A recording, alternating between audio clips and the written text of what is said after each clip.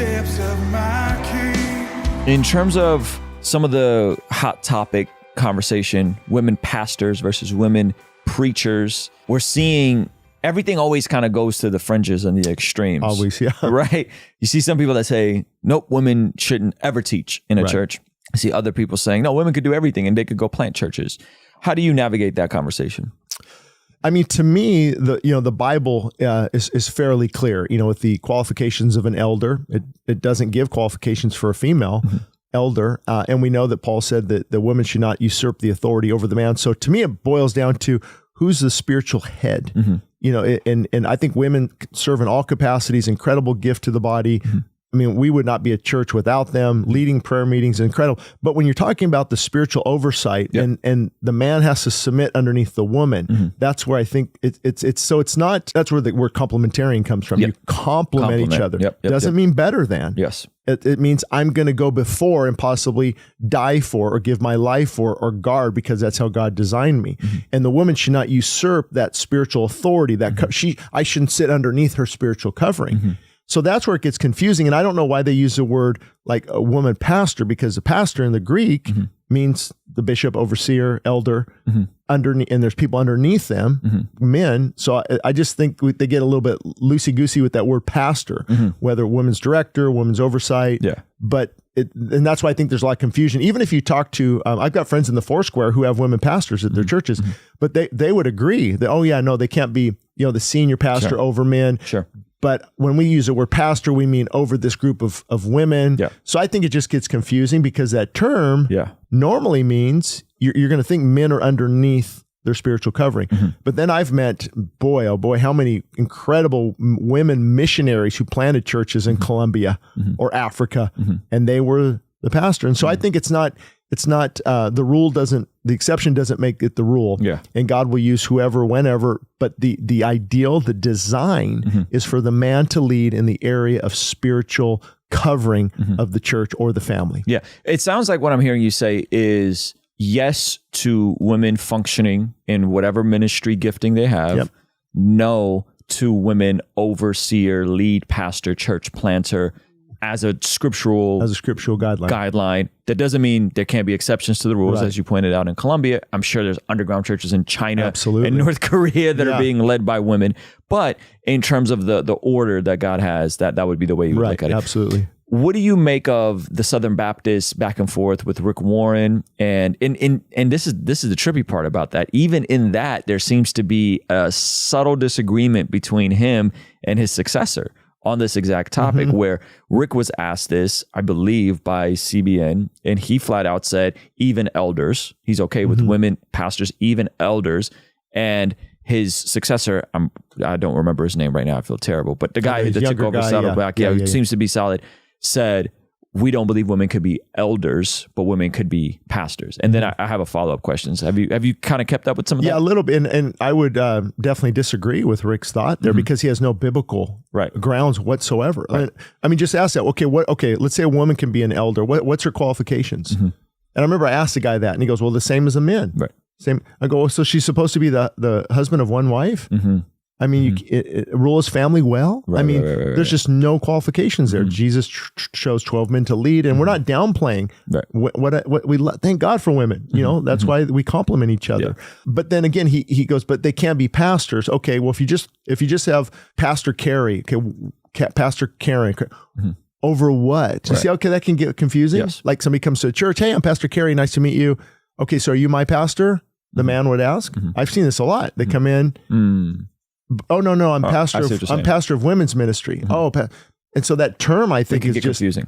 Yeah. Why use the term? Why use the term pastor if you look up the Greek meaning of it, overseer, bishop, elder, the spiritual covering of the church is that pastor. Yeah. Now there's pastoral roles. Yes. Maybe that's what they're saying. I think this would actually come down, if I were to be completely honest, I think this would actually come down to a denominational slant or like theological vineyard. I think because what we would see is there are certain camps, I would say more of the Southern Baptists, definitely more Reformed, more Calvinistic leaning folks that would say pastor. When they use the word pastor, they mean elder, overseer, planter. Yep. And other folks that would say, no, when we say pastor, we're using the word where in the New Testament, I think it's only used twice, and it's more translated to shepherd in the Greek, right?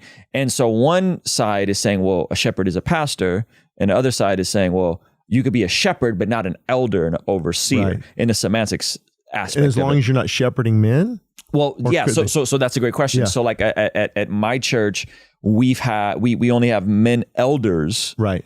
I've been at this church for a while, and then I've seen the position evolve on this, and we could talk offline about it. But we do have a woman's pastor. Got it. Who is in her late 50s. She's the executive pastor. She was the women's ministry pastor, and she'll even teach, but they will always make the caveat, we only have men elders, men planters, right? So it's kind of like it becomes a semantics game to an extent. But I'm actually with you in that it's kind of confusing. Yeah. You know, it's kind of confusing. What are we saying by that? Because you're right in that in the First Timothy passage, it says teach and usurp authority, that they're kind of one and the same, right? And so I think it's an interesting balance where it's going to go to one extreme or the other. And we're trying to correct the abuses in the church too.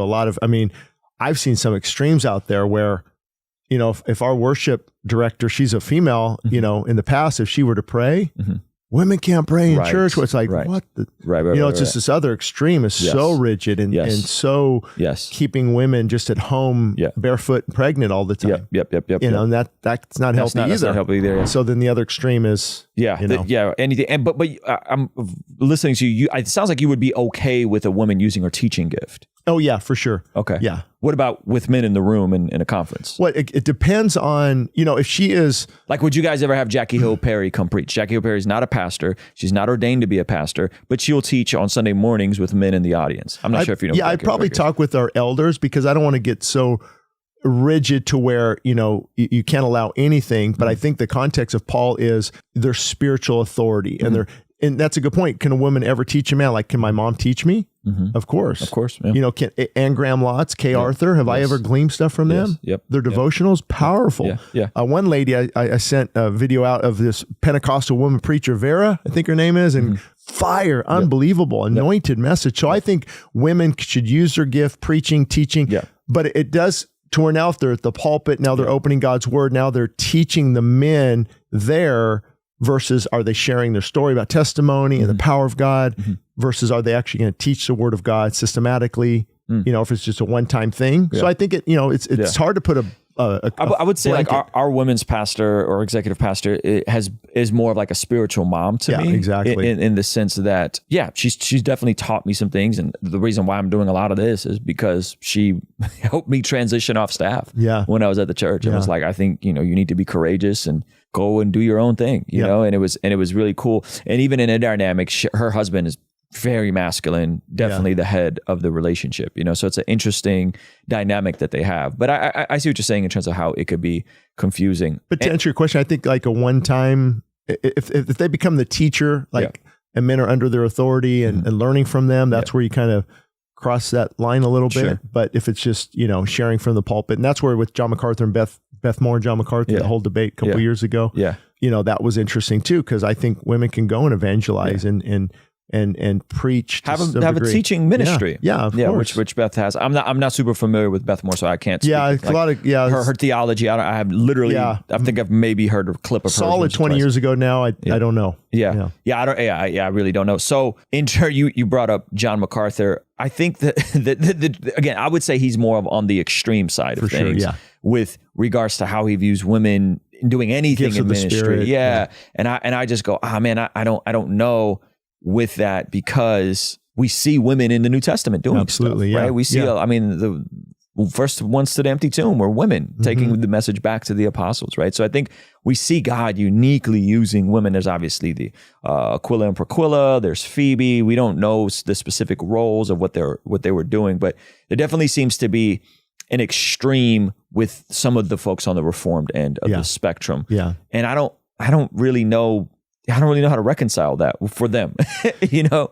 I mean, you can't, because it's that the women should not, I don't allow women to teach in church or pray, you know? And so that's pretty, but if you just think this through a little bit, you know, pray in what setting, teach in what setting, of course they're, they're counseling, they're teaching, they've got incredible gifts that God has given them. But to me, the whole context is usurping the authority over the man. Yeah. And as long as that's not happening, I think there's some freedom there. Yeah. No, that's good.